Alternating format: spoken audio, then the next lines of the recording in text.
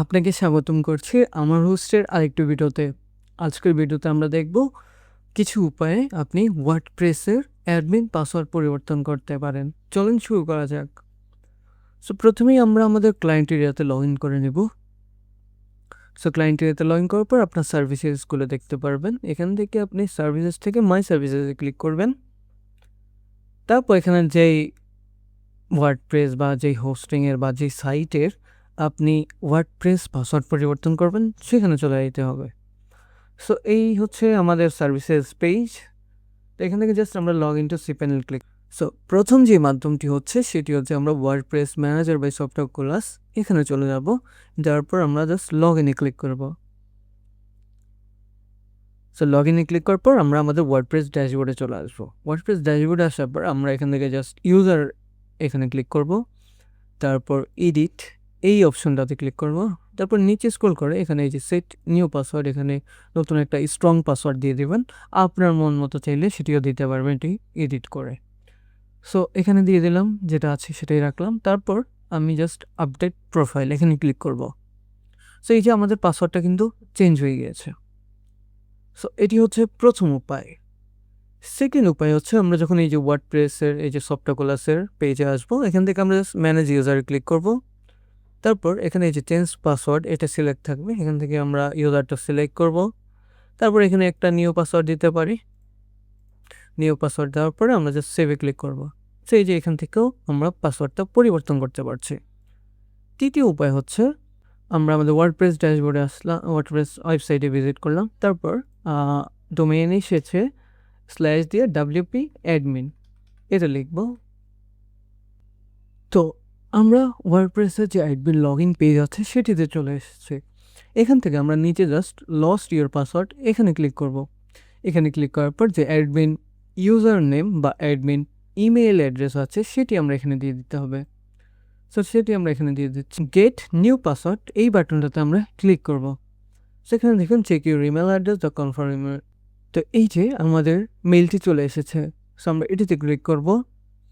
এটিতে ক্লিক করার পর এখানে আমাদের ইউজার নেমটা দেখাচ্ছে, তারপর একটা লিঙ্ক দেখাচ্ছে। সো আমরা এই লিঙ্কে ক্লিক করব। সো এই লিঙ্কে ক্লিক করার পর আপনাকে হচ্ছে নিউ পাসওয়ার্ড দিতে বলছে। সো আপনি এখানে চাইলে জেনারেট করতে পারেন। জেনারেট করার পর সেভ পাসওয়ার্ড এখানে ক্লিক করবেন। সো এই যে পাসওয়ার্ডটা চেঞ্জ হয়ে গিয়েছে। এখন আপনি চাইলে লগ ইনে ক্লিক করে ইমেল অ্যাড্রেস অ্যান্ড পাসওয়ার্ড দিয়ে আপনি জাস্ট লগ ইন করে নিতে পারবেন। এখন আমরা দেখব কীভাবে আপনি PHP মাই অ্যাডমিন থেকে ওয়ার্ডপ্রেসের পাসওয়ার্ড পরিবর্তন করতে পারেন। তার জন্য আমরা নিচে স্ক্রল করে ফাইল ম্যানেজারে চলে যাব প্রথমেই, তারপর হচ্ছে পাবলিক HTML চলে যাব। তারপর wp-config.php এই ফাইলটা দেখব, ভিউ করব। ভিউ করার পর এখানে আমরা আমাদের টিভি নেমটা দেখতে পারবো। তো টিভি নেম আমরা কেন প্রথমেই দেখে নিচ্ছি, কারণ হোস্টিংয়ে আপনার একাধিক ওয়েবসাইট থাকতেই পারে। সেক্ষেত্রে ডিভি নেমটা দেখে নিলে আপনার সুবিধা হবে কোন ডাটাবেসটা কোন ওয়েবসাইটে কানেক্টেড। সো আমি এখান থেকে আমরা দেখে নিলাম WP901, সেটা জাস্ট আমরা কপি করে নিতেও পারি।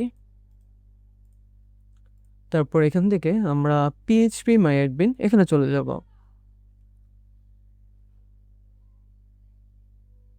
সো PHP মাই অ্যাডমিনে আসার পর এখানে আপনার একাধিক ডাটাবেস থাকতে পারে। সেক্ষেত্রে Ctrl+F দিয়ে এখানে জাস্ট সার্চে পেস্ট করলে এটা দেখতে পারবেন। সো আমি জাস্ট এখানে ক্লিক করলাম। তারপর এখানে আপনাকে হচ্ছে ইউজার্স এই যে এই ডাটাবেস টেবিলটা খুঁজে বের করতে হবে, অথবা আপনি এখানে চাইলে সার্চ করতে পারেন ইউজার্স। সো এই যে চলে আসছে। সো আমরা এটাতে জাস্ট ক্লিক করবো। এটাতে ক্লিক করার পর আমাদের ওয়ার্ডপ্রেসের যে একটা ইউজার আছে বা একাধিক ইউজার থাকলে সেগুলো এখানে শো করবে। সো যেটার আমরা পাসওয়ার্ড চেঞ্জ করতে যাই সেটার আমরা এখানে জাস্ট এডিটে ক্লিক করব। এডিটে ক্লিক করার পর এখানে একটা পাসওয়ার্ড দিয়ে দিতে হবে আপনার। তো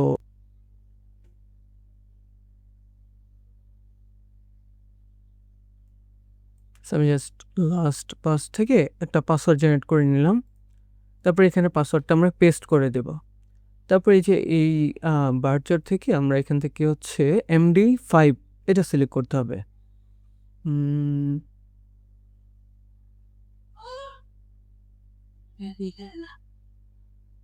এই যে MD5 এটা আমরা সিলেক্ট করে দেব।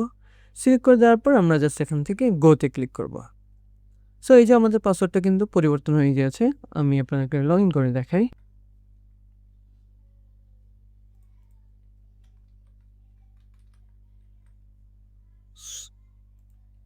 পাসওয়ার্ডটা দিয়ে দিলাম, তারপর এখানে আমরা জাস্ট অ্যাডমিন ইউজার নেমটা দিয়ে দিলাম, তারপর লগ ইনে ক্লিক করব।